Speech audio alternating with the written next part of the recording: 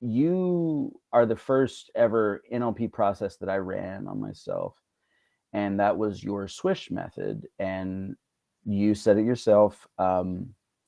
Your teacher, someone who you learned from, I forget who, said you guys are doing it wrong, and the right way to do it has to do with self-concept, or has to do with operating from a a state prior to the trigger, or whatever you want to call it, uh, not being based on not being such that conditions in your environment would disrupt that swish from being operative. So it's actually centered in who you are rather than something else, right? Because I switch, like, for instance, same thing with mapping over.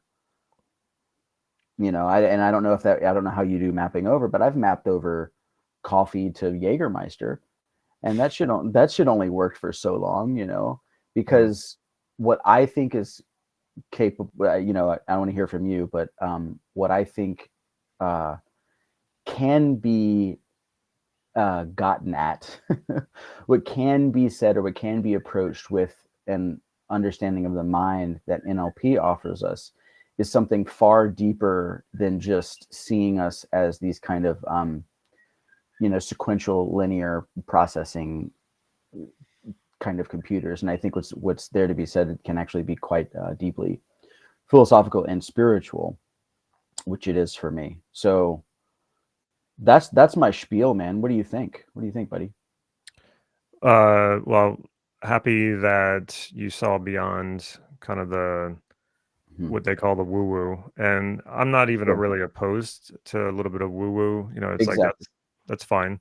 Right. But I think one of the major problems that I see in personal development, and it's infiltrated NLP as well, is people fall in love with these metaphors, and then they start Hmm. wanting to apply the metaphor in actuality, like it's literal. And I mean, to me, that's the problem with religion. And again, I don't really have a problem with religion as far Right. as like if you want to practice a religion, I've got no problem with that. I'm not going to try to talk you out of it.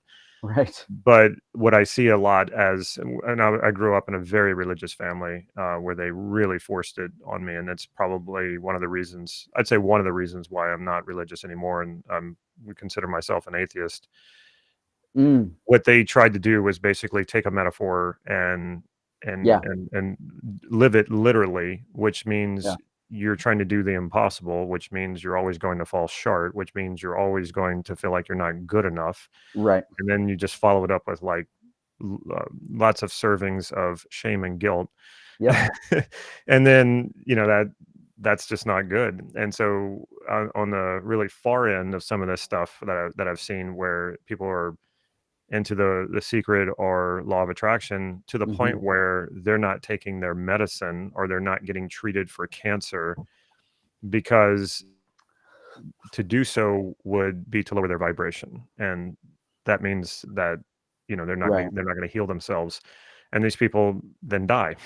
you know and that's Yeah. like that's just Yeah. absolutely crazy. Like, why would you do that? And so that taking the metaphor literally, I think, is a Yeah. huge problem. And we see that in NLP as well, because I don't think most people are not well trained in NLP, and most Right. people don't really even know what it is anymore. There's just basically a small percentage of people who actually understand it, know what it is, can use it effectively. Hmm. And when you start, like, I don't understand. I never understood the whole mixing Huna into NLP. I've seen Huna. I've read a book on Huna. I don't understand. Like, why would you water it down? Just let NLP be NLP and let Huna be Huna. That's fine. And the same Yeah. thing with trying to combine, because I've had people say, once I explain how you can take a value solicitation, now you know your values, and then you can take those values and turn it into a vision, and then you line up your goals to align with that vision to your values. And this is most people don't do that. Most people don't know what their values are.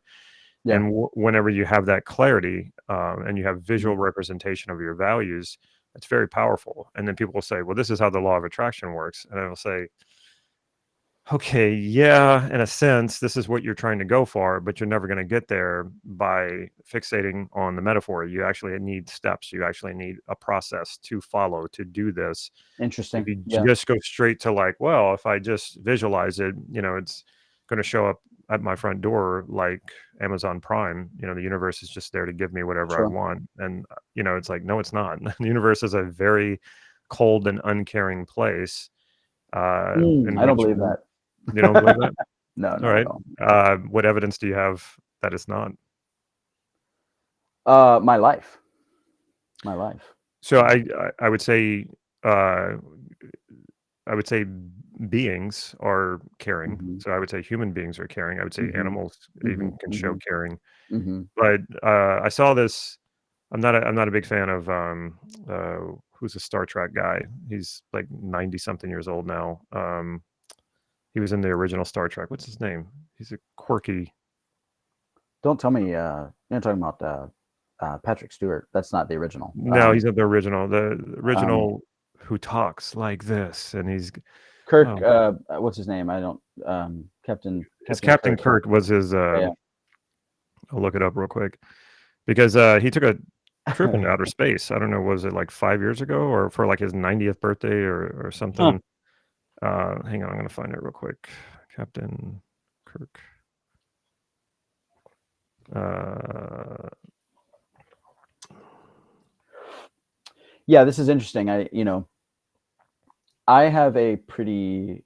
William Shatner. Phew, couldn't think of that. William. Okay, yeah. For some reason, William Shatner and Captain Kirk weren't lining up in my head. Yeah, yeah. Yeah. So Anyway, continue. Yeah, yeah. he went in. He was able to take some trip into like space, which it was some weird thing when he was like 90 or something like that. He's really up in age. Anyway, he said that people asked him, "Was that amazing when you were up in space and you're in the next to the stars and everything?" Which you're not really, but he said, Mhm. "No, it looks like a very dark and cold place. I couldn't wait to get back to planet Earth where it's warm and there's people and there's trees and there's Yeah, water." yeah, So like that's a real yeah. truth I think about the universe. There's not. I don't go for the whole like there's someone sort of tending the light up there or pulling the strings and making it all happen. And I mean Oh, interesting. Okay. that's I guess the whole God thing. But Hmm. I do think there's love and there's care and that's what us being living beings. That's what we embody. Okay, got it. Yeah, yeah, yeah, got it. But I don't think like the universe, like this whole thing of if I envision it, the universe wants me to have it, and it's just waiting for me to vibrate in the right frequency, and then all the stuff will show up, at my front door or whatever, and the money will land in my Right. bank account. I don't believe that. I think you have to actually, work at making those things happen, and then sometimes you're going to Right. get lucky, and you'll get a lucky break, in the sense that Interesting. Okay. you know, Okay. you Okay. didn't know something good was coming, and it happened. Huh. And then like intuition, that's another thing people tend to think is like the universe divinely putting insights into your mind, or that. Hmm. I don't buy that for a second because your Okay. Well. intuitions can be wrong. And Sure. what an intuition Yeah. is it follows the same basic cognitive processes that your conscious critical thinking does. It's just that you're not aware of it, and so that processing happens when you're not consciously aware of it. But when the insight occurs, that suddenly becomes conscious, and so it feels like it comes out of nowhere. And then people jump, and it's a very egoic thing to jump to the conclusion that, well, it must mean that this is divine, or that my insights are divine, my intuition is divine. But if Right. you That's test all. it, Yeah. Yeah. Yeah. you can test it, and it's going to be wrong. Your intuitions are going to be wrong about half the time.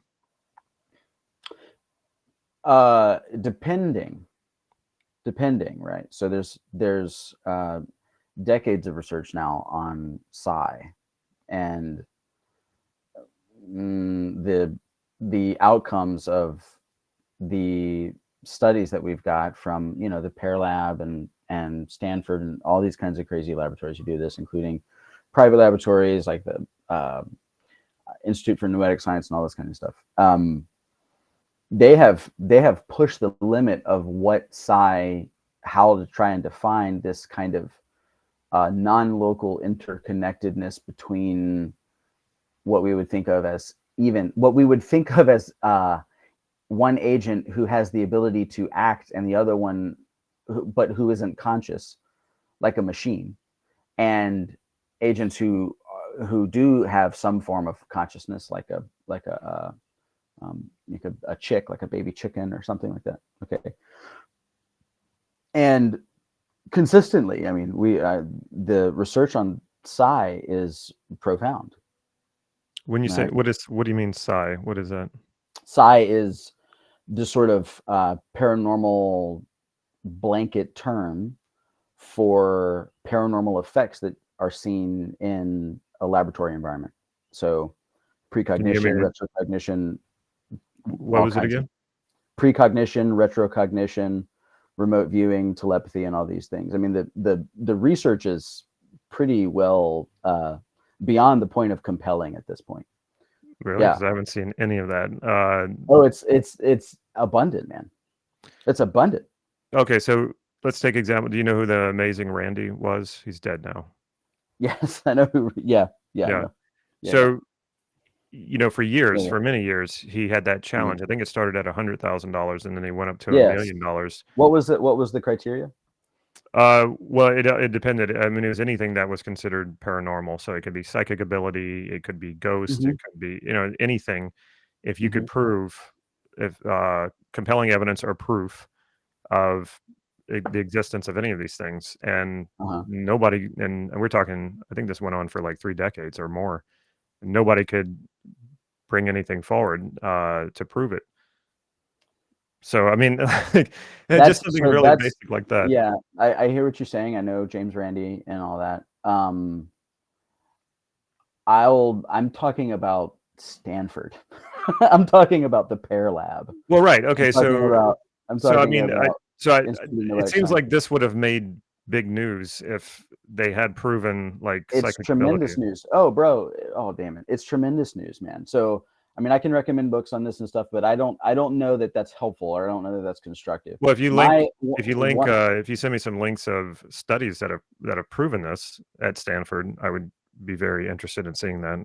Cool. Yeah. Because to me, in fact, so I will say this, Damon. I will say that my part of my spiel, again, I'm going to use that word, when trying to connect the dots, because I do think that the universe, so to speak, whatever you want to call whatever's going on here, has a kind of teleology, that there's a teleology at play. In other words, what we call like a purpose-driven, there's a purpose-driven activity. There's a meaningfulness in life that's actually built into it. It's inherent in life itself, rather than something that has to be existentially created from a universe which is fundamentally nihilistic, right?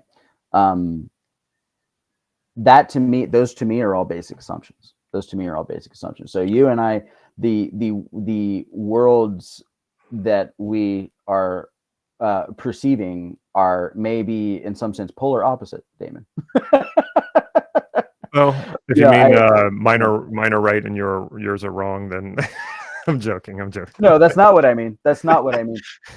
In mixed company, I do have this contention where I think in mixed, and again, contention may not be the right word, but I do feel that we each feel that the love and the warmth that you're talking about, that beings exude, and that there's this imminence of that this kind of expression, that there's something. I'll just go on a limb and I'll say that there's something spiritual about that. There's something in whatever you're getting at when you say like the love and the warmth and the connection, whatever that is, whatever William Shatner missed.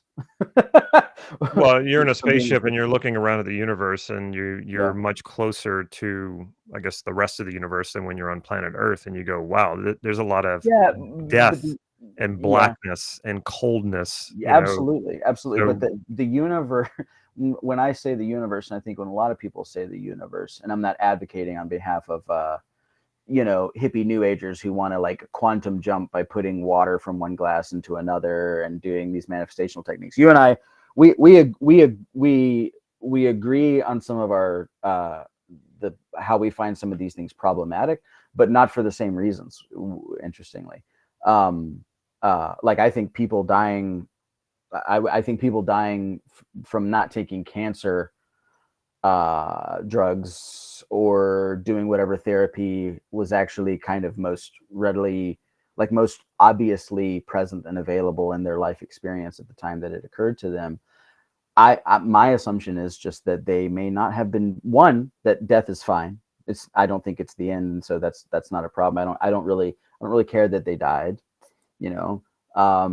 And two, I would say that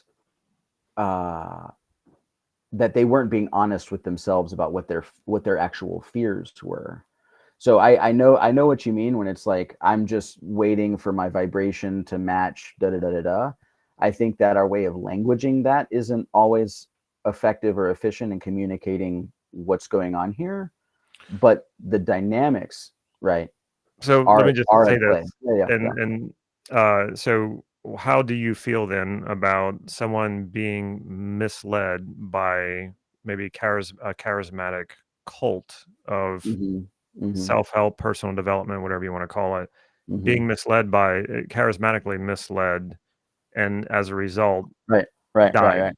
didn't want to die, but died Sure, as a sure, result of being sure. misled? How do you feel about that? I think, first of all, that there are mysterious forces at play that transcend my ability, my identity. This is why I want to talk to you about self-concept. This conversation has gone. Yeah, it's really, I love it. It's really not what I was expecting, but that's Yeah. great. That's great. So I think that, one, there are mysterious. This is a problem. This is an extremely problematic line of. I can't believe I'm going to say this, but line of reasoning, because my philosophy actually has very little to do with rationality, and yet there is kind of like an inference that I make from not just my life, but the lives of many. And I must say, it really does include liberal readings of things like the near death experience, things like the psi phenomenon, all this kind of stuff. So I do think that actually we can glean certain things about the way that the universe, and I don't just mean like the continuity from here into deep space. Like, I think that all that's meaningful too, but the action is right here. The action is right here in this moment in a human life. And so anyway,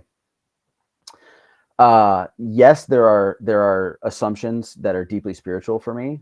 What I would say about the cult person is that, one, this is extremely problematic and maybe hard for a lot of people's conscious minds to swallow, and that is that uh,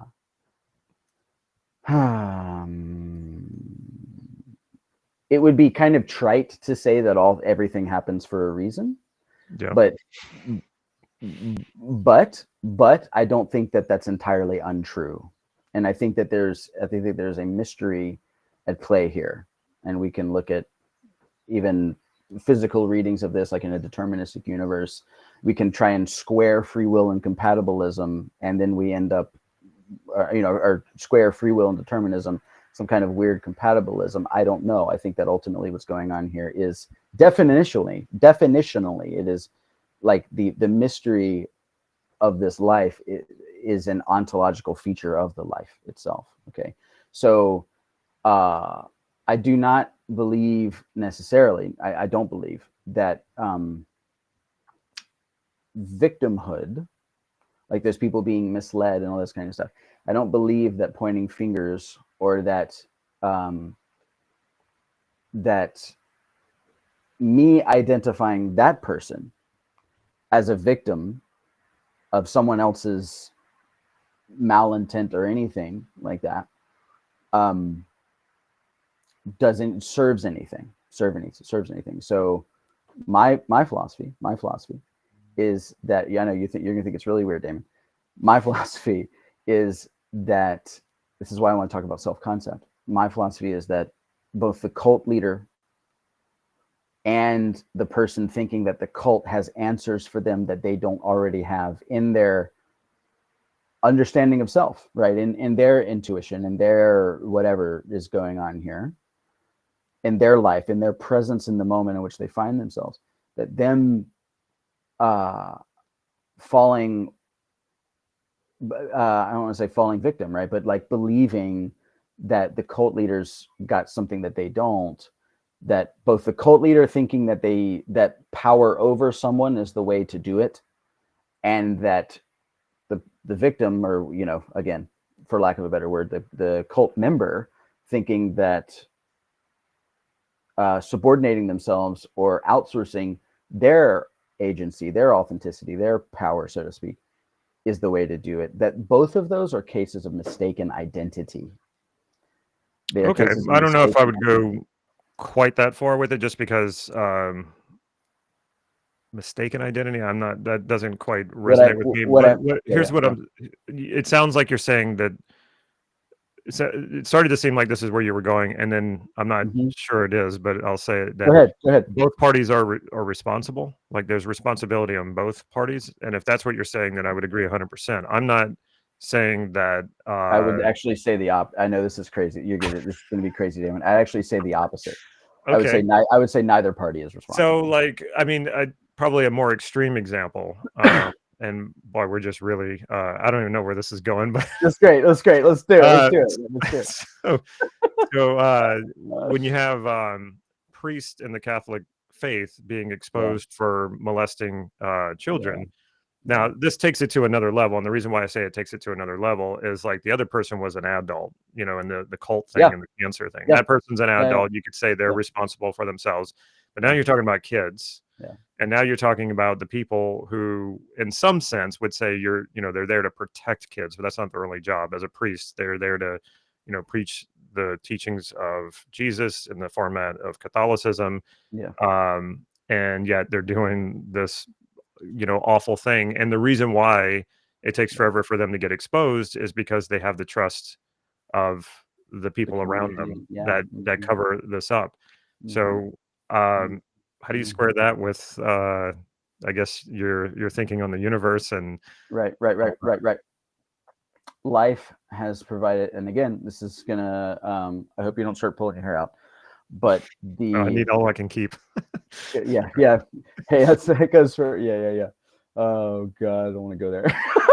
But actually, take the hair on my back and let's just do it. Let's just put it here. You did go there. Okay. I did go there. This is the oddest podcast I've ever done. Just saying. No, we'll figure out what to do with this recording. It's fun.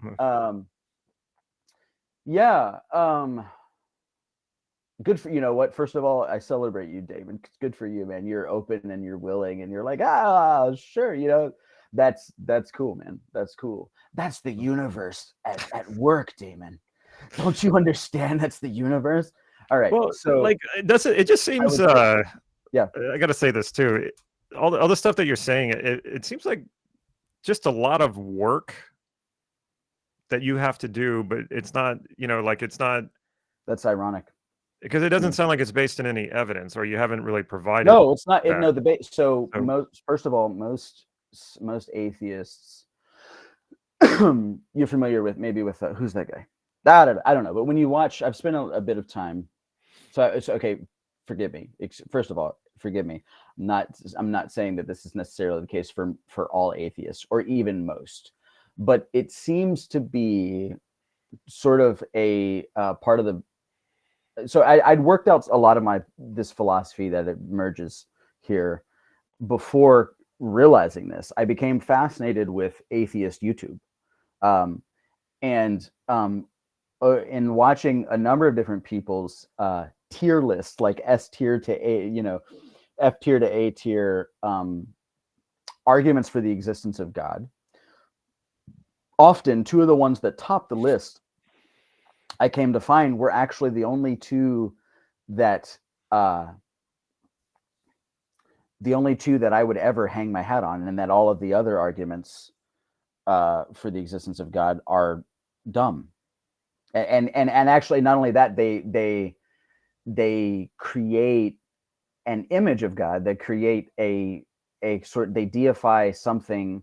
They deify components of the rational, logical mind that need not be deified in order for me to trust something bigger than myself, I'll say, right? And so those two arguments are the teleological argument and the argument from personal experience. In fact, there was one guy who's said, like, his whole channel is like an atheist YouTube channel, and he said, if I was ever to be convinced of the existence of God, it would have to be through personal experience. It would have to be through direct personal experience of something. As opposed to what? As opposed to rational means, as opposed to argumentation and sort of a logical, rational framework about why God exists. Like, so personal experience, meaning I have this experience that I can say I've never experienced anything like it. It must be God. Therefore, that's my personal experience, and therefore God exists. That's people's conclusion. Yeah, all the time. That's people's conclusions all the time. And so how would you explain then spiritual experiences when atheists say that they've had spiritual experiences? What do you mean? How would I explain that? What do you mean? Or what would be your response to that? You'd say that. Are you saying? Okay, I think I know what you're getting at. Here's my full-on answer. This is so funny, Damon. This is good. I guess we needed this. Yeah, I needed to talk to you. You needed to talk to me. Don't you know that this is the universe, Damon? Everything happens for a reason, man. Because everything happens for a reason, Damon. So, yeah, I know you're loving it. I think that we use our conscious minds to convince ourselves of things that actually don't often feel good to us. And not only that, here's the thing. You as an atheist, whatever that means to you, I have talked to atheists before that I think have more faith than some of the most devout Christians I've ever met. Faith in what? Faith in a kind of presence. There's a kind of like natural forward motion, like the natural move towards, that we might even say in NLP, like that force. I know that's funny, but let's reify a quality of NLP and say that the move towards is divine. and say that, if you want. Right. So there's a teleological action happening there.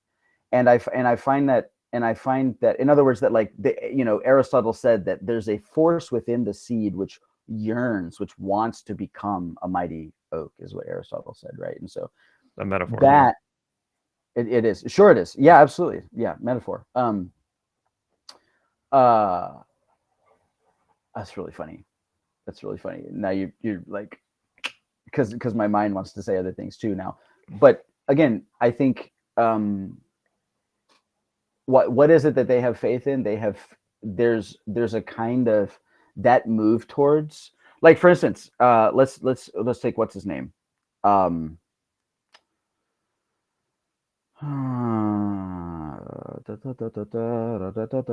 What's his name? The guy, the acquisition.com. Nihilist guy. I forget his name. He wears the nose strip. Alex Hormozy. He's a nihilist? He's a full-blown nihilist. Yeah, full-blown. I didn't know that. Yeah, I don't think nihilists really exist, though. I hear people say that they are, but I'm like, okay, whatever. Okay. So you don't think nihilists really exist because it's absurd to believe that you can convince yourself of what is the? Am I? Oh no! If you want to go that route, if you want to say a person can person can convince themselves of anything. Sure. So yeah. I think it's possible that he's convinced himself that he's a nihilist. I would love to hear his explanation of it, and then I feel like I could pretty much break it down and show how no one can really live that way as a nihilist. We're just not hardwired for that. I agree. So anyway, I agree. So I agree. And what do you want to know about self-concept? Wait. Are you not enjoying this? Damn it. Well, I want you to get. I want to know why you originally summoned me in the first place, and then if we want to go off on something else, we can. I did. I summoned Damon. I drew a circle. I drew a circle I'm on the not floor, surprised. What was it, a and sigil? Yeah. it was I drew it, and it's a combination of the letters of your name and in. All right. Did you burn a picture of me and then scatter the ashes somewhere, and then this is how it No, no, happened? no, no, no, no. The blood of baby chicks. The blood There you of go. baby. Yeah, there you go. So hatchlings, the blood. So it's interesting, man. This is really funny. So the work that I do with people is all about self-concept, man. And what I do when I have conversations, I just got off a call right before this, is the elicitation that we do of identity, and I say, like, well, who are you? Well, who are you? Mhm. And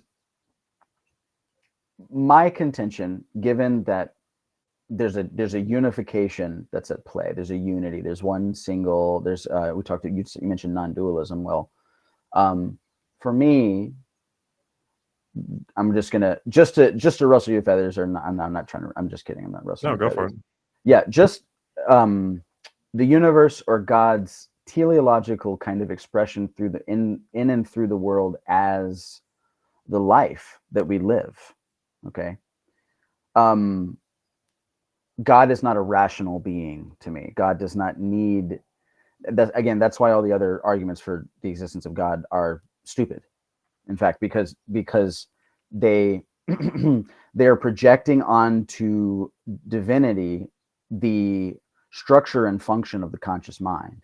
And God does not necessarily need to be logical or rational in order to be God. And importantly, in order for me to trust in that whatever it is acting in and through me and in my life does not need to be rational, right? So let's just put this in perspective of what you're saying. So you would put your faith and trust in someone, and part of the criteria for doing that wouldn't be that the person is logical and rational. Correct. Absolutely.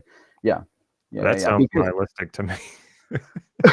that's funny, dude. That's funny. That's funny. That's fine. I don't care. That's funny though. That's good. So That's good. I mean, if we're talking Yeah. about God, then it Mhm. almost means like we don't have a choice about that because we're at the whims and mercy of him anyway. Uh, Mm, if you believe that he that's not exists, how I would say that at all. okay. That's Well, I not, mean, if yeah, yeah. if God exists and he created everything, you sort of, for lack of anything else, might as well trust that everything's going to be okay and that he's not going to do anything crazy and turn the world upside down and make you miserable and suffer. So you can say, well, I trust in him that he's going to do the right thing, regardless if he's rational or not. Now, I Mm, believe that believing in God is a choice, and you sure. decide to do that for whatever reason. And if Mhm. you decide to do that, I just think it's rather strange that you would do it believing that God is irrational. That Yeah. sounds to me like a rather Right. scary proposition. It seems to me that you would want to believe Right. in God because you want to believe there is some sort of order and rationality and logic and justice. No. No. Not at all. No. Okay. Right. So if I this is NLP adjacent, and for me, it's that to the extent to which my sense of safety and trust in the world, my sense of agency in the world, my concepts of self as being rooted in itself and only itself, and not the expression of it as conditional upon things in my environment or even the state that I think that I'm in, right? To the extent to which you with me, so the extent to which I can uncouple my concept of self from there needing to be conditions that are met out that I perceive to be outside of me that feed into that self concept as being stable or safe, or the world as being safe, right? The extent to which I can uncouple those things, I have actually grounded my self concept in uh, something which defies the characteristics of the conscious mind, something which is uncertain, irrational, non-linear, non-sequential, non-transactional, right? right? Not even relational. It's not even related to anything, just because it is whatever. Right. That to me is actually a far more stable self-concept, because it is grounded, it is rooted, it's the foundation of it is in something that I'm basing off of a this might be problematic, but I don't have better words for it other than to say I'll say a bunch of words that'll all be problematic, and maybe you'll get at what I'm saying, and that is that it's grounded in an intuition, it's grounded in a knowing, it's grounded in a feeling, it's grounded in something which the kind of experience that that would convince I don't even know necessarily that that's true, but whatever it is that calls people who are, let's say you have an atheist who has a near death experience, and I don't even like the label atheist, because like I said, you can be an atheist, and I see more faith in some atheists than I do in people of the book or whatever. Whatever it is that's in that experience, that experience afforded their understanding of themselves or of the world, that brought them to some understanding that then allows them to reorient themselves to the world in such a way as like to ask the big unanswerable questions, like to me an unanswerable question is, who am I? Because to me the answer to that is ineffable, because it's actually grounded in something bigger than what my conscious mind is able to project onto any definition I could ever possibly give for it. Okay, well, I mean, I can't really disagree with that, what you just said, because yeah, who am I is a question you spend pretty much your entire life answering, and it never gets answered, and so Right. that's fine. Right.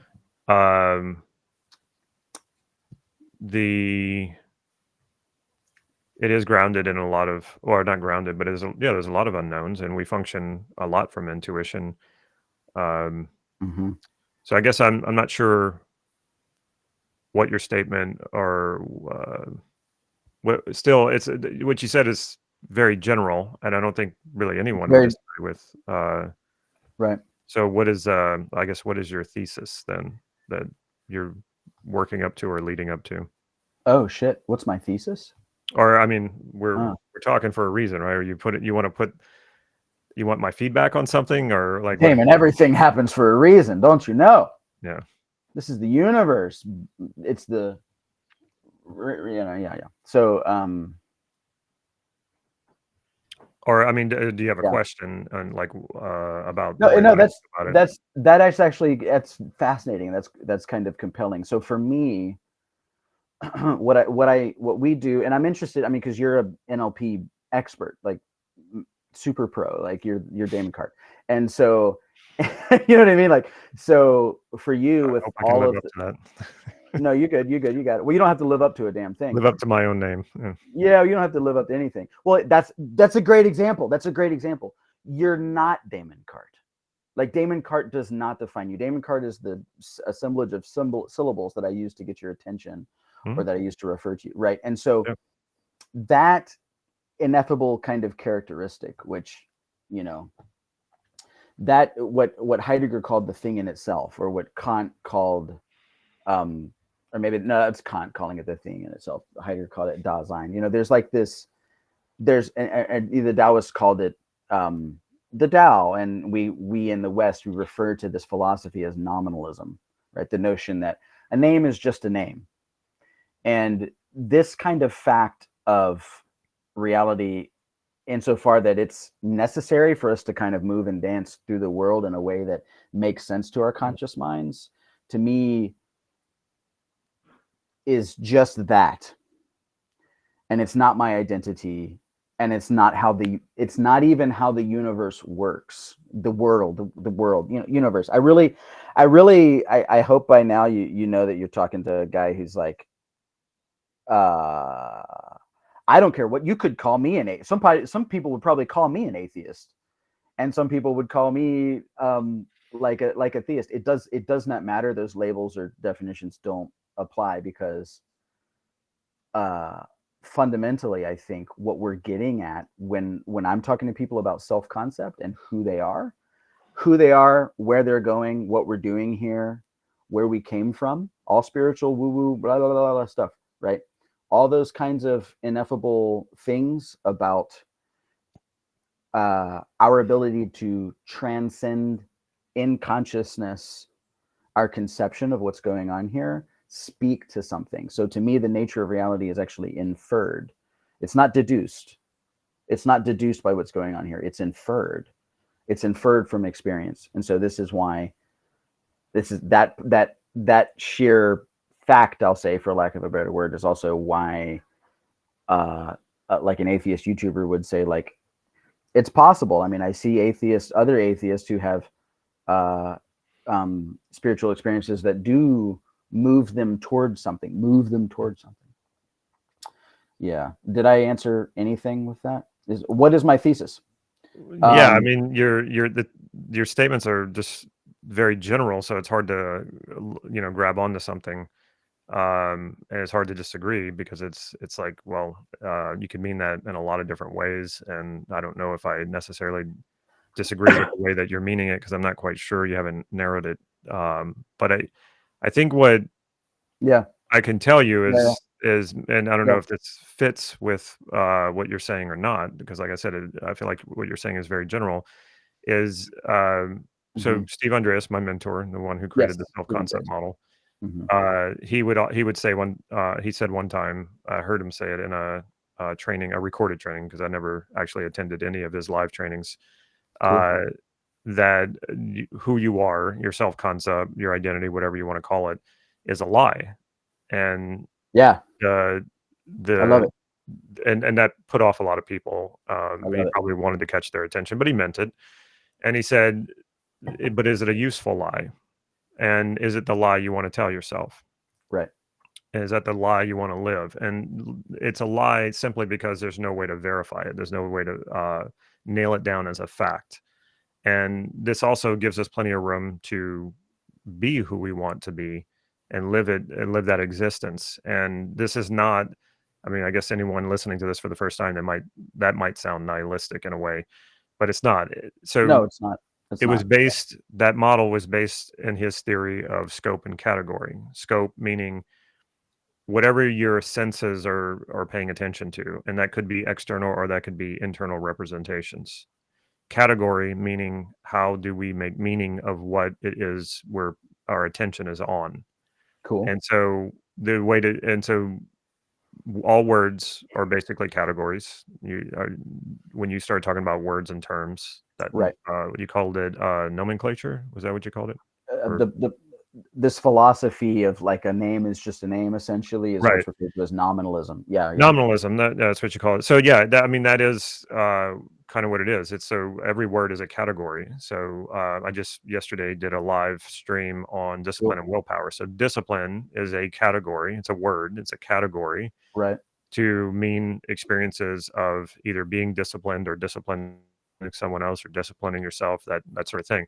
So every word is a category. And we also apply categories to ourselves, in both positive and negative. In self-concept, we call those qualities, generalizations about aspects of who you are.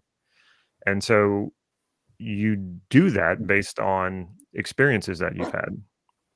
So if I made a good grade on a test when I was a kid, and the teacher says, "Wow, you're smart," I bring the test home. My mother says, "Wow, you're smart." Dad comes home and says, "Wow, you're smart." Mom puts it on the refrigerator. The neighbor comes over and says, "Your kid must be smart." So after this one experience being labeled smart, smart, smart, and it has something to do with me, I start to categorize myself as smart. Now, because I believe that about myself and I have some experience to back it up, meaning I know that if I make a good grade on a test, that's one way to demonstrate how smart I am. So it's connected to something.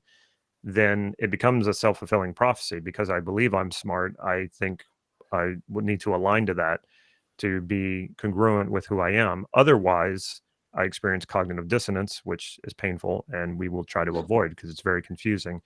So we grow up bringing generalizing ourselves in certain ways. Now, not all the time is it positive. Sometimes it's negative. And so you might have grown up in a household where you had an abusive parent who called you stupid all the time. And then you might have done something stupid at school and somebody called it out, and you immediately connected. That's how a generalization works. You connected it with your experiences of your abusive father or whoever. And then every time you get some sort of clue about, you're sorting for that now. You get a clue about your intelligence and it's negative, and you're not paying attention to the times that you actually did something smart, because this thing has been reinforced so many times, and now you believe you're actually stupid. And therefore, in order to be congruent with that and not experience the confusion and the pain of cognitive dissonance, you act out in stupid ways to affirm that belief. Whoa, yeah. Cool. Yeah, no, so this is cool. This is really cool because it brings questions up for me that have to do with self-concept, and that actually, okay, for instance, when I talk about self-concept with people, I'm the self-concept that I'm, and don't you go labeling me in the social sphere as like a dangerous self-concept terrorist out here, because here's the thing. What I want to do is I want people's self-concept to be uncoupled from the obligation to perform. So you can, if I say to you, just because you believe that you're smart doesn't make it true. Some people may say, oh, blah, blah.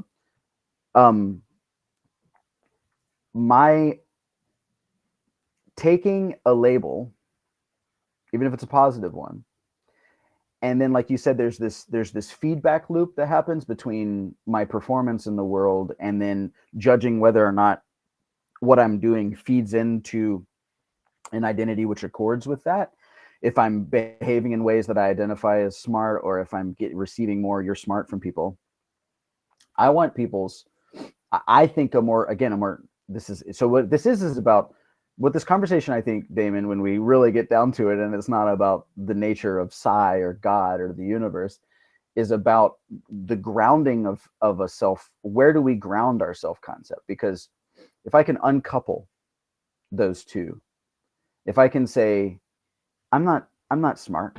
Like, people call me smart, but not only is that not true in a larger, like, nominalistic sense, like, not only is that not true, I also don't have any investment in it being true in the way that I move through the world, right? In order for that to have anything to do with, like, my state or anything, right? So does that make sense? Am I Again, sense? I feel like you speak really generally, and so I'm expecting you to start narrowing it down and then uncouple. I'm saying I want people to be liberated from the concept of obligation, so that when, yeah, but I'm smart. If someone said that to me, like, say in a consultation, I would say, yeah, sure, but no, you're not. You think you're smart, right? I guess, yeah. Then just to be rhetorical, I wouldn't, I'm not negging on people at all. What I'm saying is that I want their concept to be uncoupled from the obligation to perform.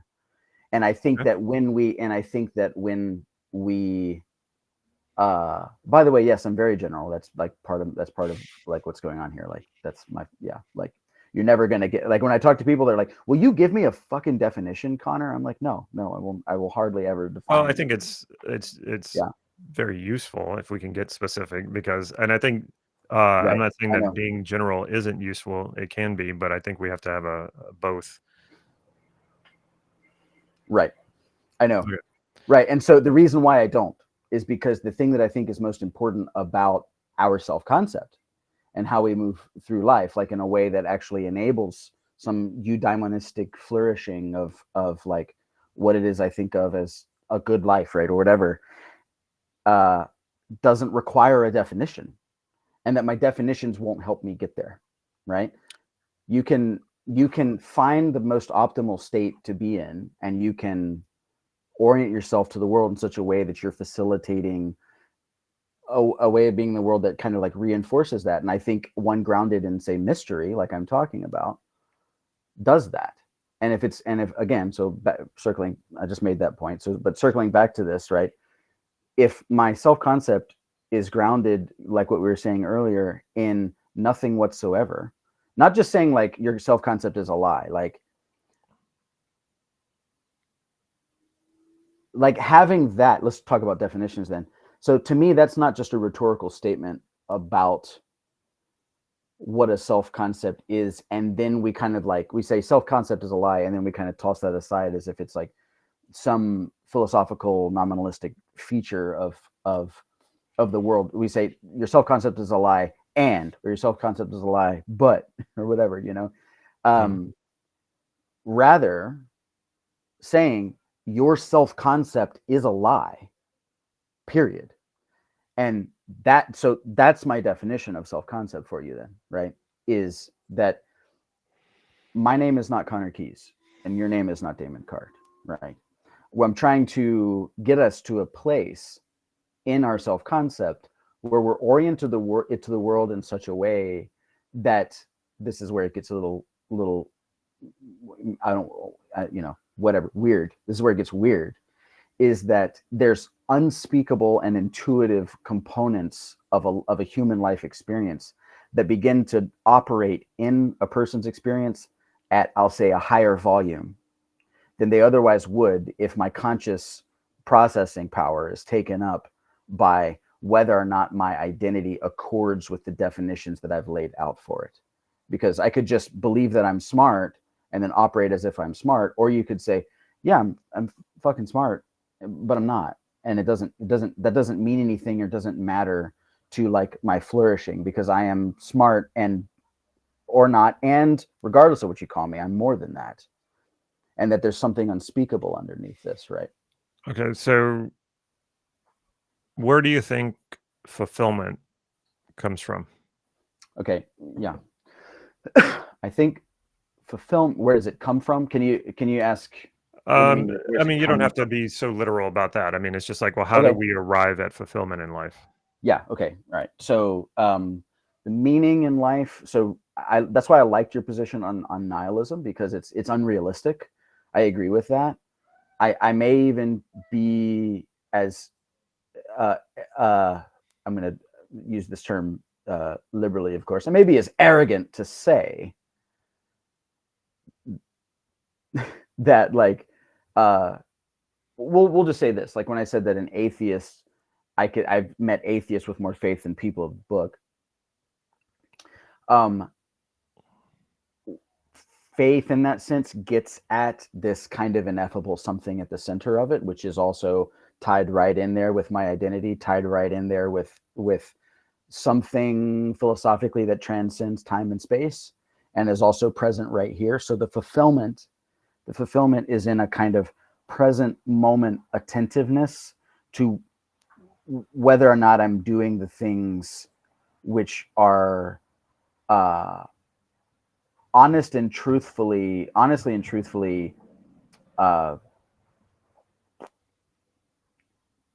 feel good to me. Like, okay, but that could be drugs and drinking and no, it could be the priest. You're going to say it could be the priest, right? And I am going to offer, no, it could be the priest, and I don't think that it is. I don't think that the cult leader is like being honest with himself. I don't think that the priest is being honest with himself. When I don't mean priests. For anybody who listened to this, I'm talking about the priest referred to earlier in the story. Nothing wrong with priests. I think that priest and that cult leader actually aren't being honest with themselves. And I think that what's going on is that those behaviors are coping mechanisms, and again, cases of mistaken identity, right? Because they believe that they're seeing this child as separate from them. And again, mystically, philosophically speaking, you're not. So that's another talk about generalizations and all this. Well, you go all the way to 50,000 feet, and there's a kind of cosmological holism. There's kind of like some kind of unification, non-dualism, right? There's something mysterious going on here, where we are connected in ways that our conscious mind can't possibly grok. And I want my self-concept to be in harmony and grounded in that, as it's like, that's what it's grounded in. It's grounded in nothing whatsoever and everything all at once. all at the same time. Yeah. Okay, I mean, I think that sounds nice, but I don't think there's a practical application for that. I think kind of what you're talking about is a form of detachment, which there's a healthy detachment and then there's an unhealthy detachment. I think the healthy detachment is to understand that yes, what you're feeling, what you're using to feel your way through life is a bundle of generalizations. Those generalizations are built upon the scopes that you pay attention to. If you want to change those generalizations, you change the scope that you're paying attention to. You don't try to get rid of it, it's there. So, for example, you can spend your time focusing on all the suffering in the world. You can be looking it up on Right. the internet. You can go to the inner city and see people starving on the street, living in tents and that sort of thing. And you can just really immerse yourself in that. Well, Right. how do you think you're going to feel about yourself, about the world? Right. Probably not too good. And but for the people who are missionaries or people who are very altruistic, the way that they might feel good about all that is that they're doing something about it and they're making a difference. And that's maybe how they can tolerate seeing so much of that. Right. Or you can be a person who loves to see the love in the world and looks for those things going on in the world that makes him or her feel like the world is a great place and all Hmm. that. And you can do this internally. And Steve used to use the metaphor of, if you walked into someone's home and you saw their walls were decorated with photographs of violence, what would you think about that? I would be like, what a very uncomfortable place to live, right? Versus going into someone's home and seeing beautiful pictures and beautiful paintings and that sort of thing. And so he'd say that, the only true home you will ever know is yourself. And so what do you want to decorate it with? And both are true. There are horrible things going on in the world, and there's also beautiful things going on in the world. So what do you want to do? Now, all one or the other, a sense of purity is not helpful and it's very unstable. So you want to go with, most likely for your own well-being, the Right. beautiful images, Right. decorating Right. your internal home yourself with these Right. beautiful images, but Right. sprinkling in a little bit of the darkness because that's just reality. And you want to still be open to understanding that that goes on in the world, and you don't want to be completely put off or shocked by it when you do Is encounter it. You inevitably will. I- right. Is that because I like that because you inevitably will, but is that because you're, and I don't know if this is helpful, but I would say that there's no ethical or moral obligation to kind of like give yourself the low dose poison of exposure to the, you said, the darkness, because that's being realistic. So No, it's there's for your own stability. It's for your own stability. Anything that's pure, like, did I you, got you. I got you. It's yeah, about resilience. It's about sort of resilience in a about sense. resilience. It's about being grounded Yeah, in yeah, reality. yeah, When we talk about, so when I talk about the way that we generalize ourselves as qualities, yeah. Hmm. you can actually, and this is part of the work that I do, elicit an actual database of those experiences from people that they build these generalizations on. It's completely unconscious until I start asking the questions and we start bringing it into consciousness. And so you'll find these people have databases of experiences. They're organized in such a way. They are located somewhere in their personal space. When you think you're visualizing an image in your mind, you're projecting it out in front of you. So you want to find where that location is. Yeah, yeah. So when That's fucking cool, man. when we have a database that has all positive examples of a person being that quality with no counter examples integrated into it, it actually makes a very shaky sense of the quality. It's not as resilient. And if a I agree. I agree. Yeah. and if a counter example comes out of nowhere, which they will, and slams into that database, it will destroy it. And that is a very awful feeling, to feel like you thought you were Right. something and then you discover that you're not, because you have that shattered. This is a Right. very real experience that most of us do experience at some time in our lives. Hmm. But if Hmm. you integrate counterexamples into that automatically, and a counterexample hits that database, it's sort of vaccinated, inoculated against it. Right. It accepts it. It doesn't push it away. It accepts it as like, yeah, I'm fallible. I'm not perfect. I'm not Right. pure. Right. Now, how do you think a narcissist database is set up in Well, relation to counterexamples? I was thinking that this is also a one-way ticket to rationalizing, again, using the conscious mind to rationalize um, your codependency, or again, your relationship with a narcissist, and all that kind of stuff. So I'm thinking about the person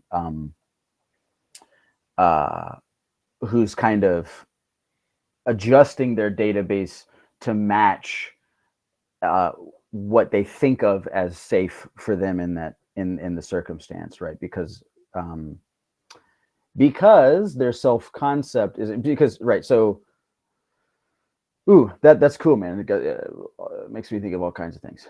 I don't know. Did I answer the question about a narcissist? Theirs would all be No, oriented and kind of purely, huh? purely, Yeah, yes. yeah. And because narcissism is rooted in shame, they bury those counterexamples. So Oh wow. they don't see them, don't have access to them. Now, this makes a very shaky sense of self. A lot of times people Sure. think narcissists have a very strong Oh sense yeah. of self. It's just the opposite. And they Exactly. cannot handle feedback. Either they become very belligerent or they get away from you. Yep. And the reason why is they're protecting the purity of those databases. If something gets in, it will destroy their sense of those having those qualities, and that's Yep. scary to them. So they're Yeah. going to either fight you or they're just going to get away from you. They can't handle the feedback. So we want to be resilient. We want to be able to handle the feedback, and we also want to be what we value, and that's the point of it. So I only have about 5 more minutes Man, before I need to move this was on. crazy. This Yeah, was it went by crazy, right? fast. No, This is this was cool, man.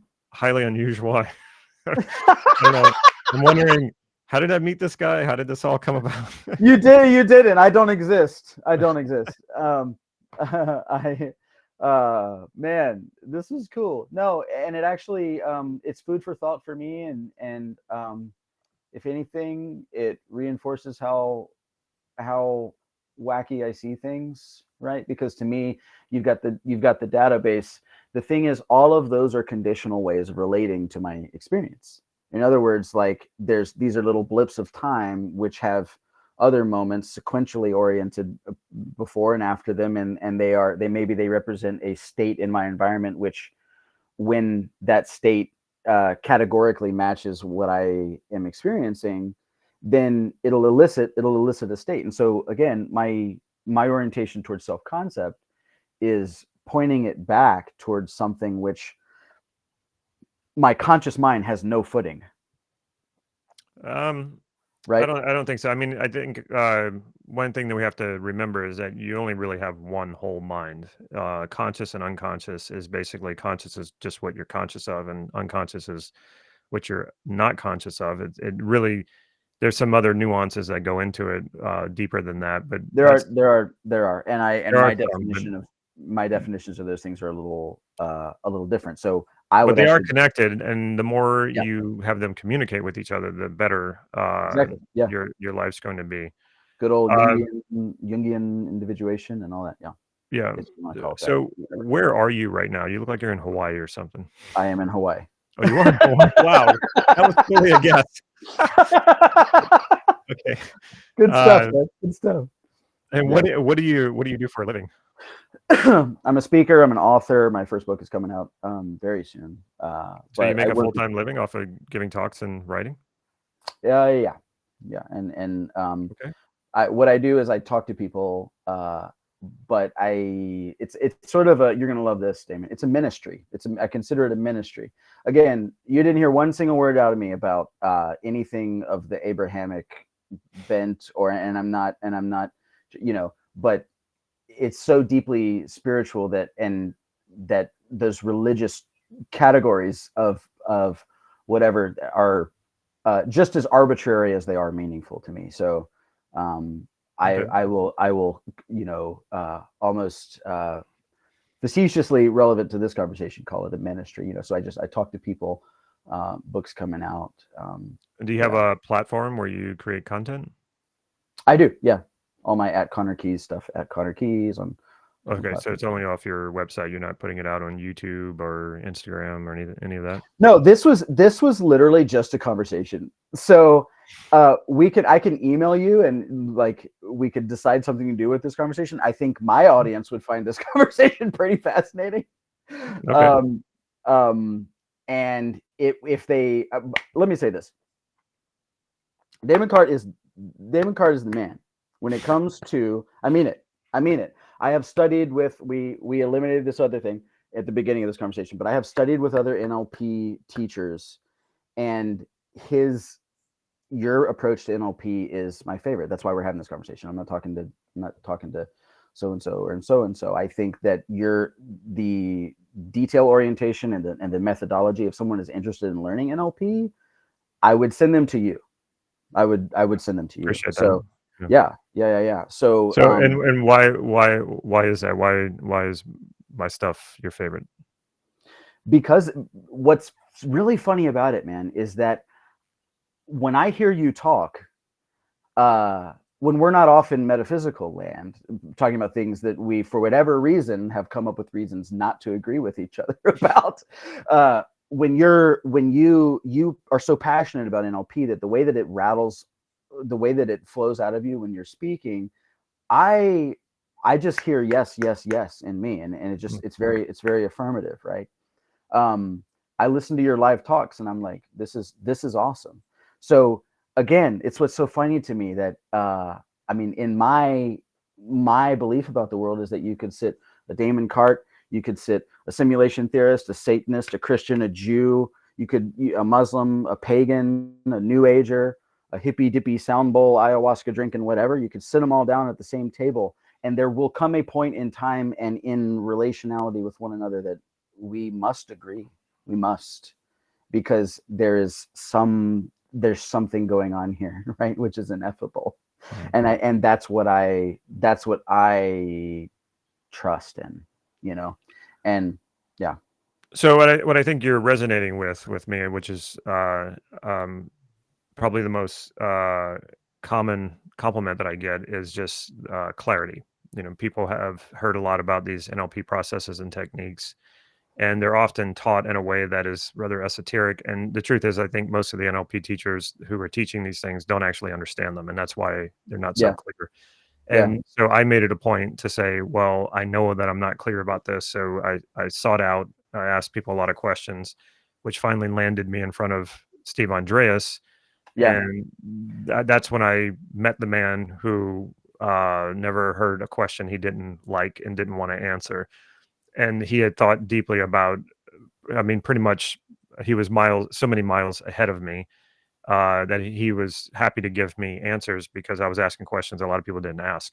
And cool. So I think what you're hearing is that clarity and making sense of it. But just simply because I dug deep enough to actually find, something substantial. And that's what I'm saying too, that I'm promoting as a way of living your life and going about life.